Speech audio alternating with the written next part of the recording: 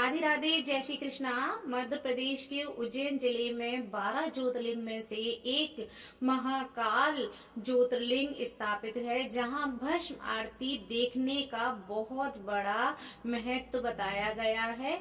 जिस समय हम लोगों ने भस्म आरती देखी थी तो हम डायरेक्ट गर्भगृह में जाकर के हमने भस्म आरती देखी थी। मेरा नंबर आ गया था, महाराज जी का नहीं आ पाया था। महाराज जी मंदिर के बाहर खड़े रहे थे तो मैं दोनों बच्चों को लेकर के भस्म आरती देखने गई थी। और अब इस समय कहते हैं कि ऑनलाइन बुकिंग होने लगी है भस्म आरती देखने की।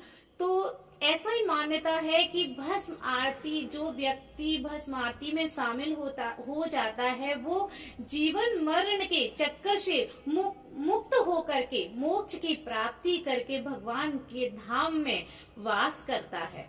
तो आप सभी को भी भगवान भोले शंकर की भस्म आरती में शामिल होना चाहिए, इसे देखना चाहिए, क्योंकि महाकाल के मंदिर का नया निर्माण हुआ है। इस समय महाकाल लोक के नाम से नया निर्माण किया गया है। तो आप सभी वहां जरूर जाएं और एक बार महाकाल लोक देख करके आए कि कैसा बना है। अभी मेरी बिटिया रानी भी गई थी, उसने बताया बहुत सुंदर, बहुत अच्छा, मनमोहक मंदिर बन गया है।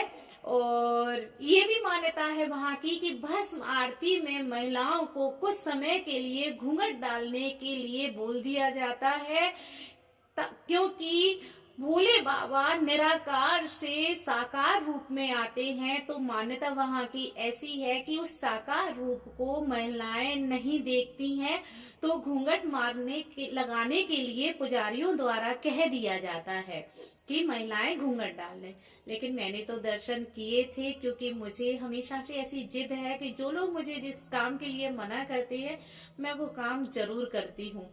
पर उसका मुझे उल्टा असर भी मिला था, मुझ पे वैराग आ गया था। कुछ समय के लिए, 8 दिन के लिए मुझे ऐसा लगने लगा था कि मैं सारा घर गृहस्थ छोड़ के और एक साधु संत बन जाऊं और भोले बाबा की सेवा में रम जाऊं। बस ये हो गया। महाराज जी ने जबरदस्ती मुझे घर ले के आए थे, नहीं तो मेरी आने की इच्छा थी नहीं वहां से।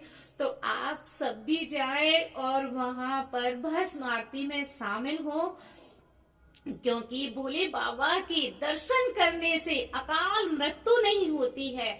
व्यक्ति अकाल मृत्यु से मुक्त हो जाता है। जैसे कोई का एक्सीडेंट हो जाए या कहीं से कुछ भी हो जाता है, तो उस घटना से मतलब वो घटनाएं टल जाती हैं। भोले बाबा महाकाल के दर्शन करने से काल सर्प की भी कुछ हद तक काल सर्प भी दब जाता है, कहते हैं, ऐसी वहां की मान्यता है। तो आप सब वहां पहुंचे, दर्शन करें। जय श्री महाकाल। राधे राधे, जय श्री कृष्ण।